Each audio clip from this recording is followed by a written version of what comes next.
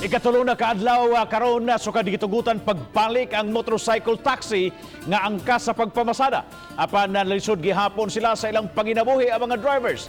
Kung ngano atong siren pinaagi ning maong report. Naabta namo kining mga angkas driver sa Fuente Osmeña nga nagpundo kay nagpaabot di ay og booking sa mga pasayro.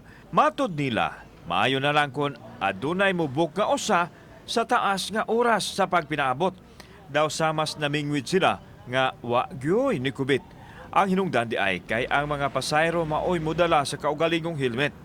Naay mo book nila apan dili mo dayon kay walay helmet.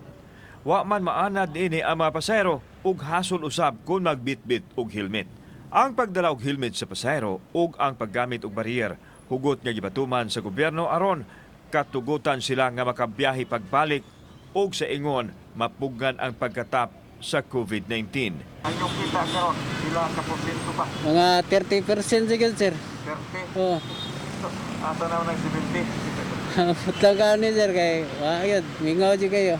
Gipaniguro sa mga drivers nga safety sila ug ang mga pasahero kay mag-disinfect sila sa motor kada naog sa pasahero ug kanunay silang magdala og alkohol. Mga tulo na ko ka oras, sir.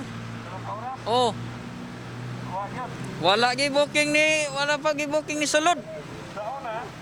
Sauna, binta to sauna kay kusog-kusog ito sauna.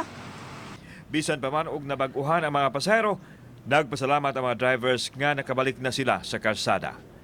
Kauban si Cleofer Lumayag, ako si Alan Domingo. Balitang Bisdak.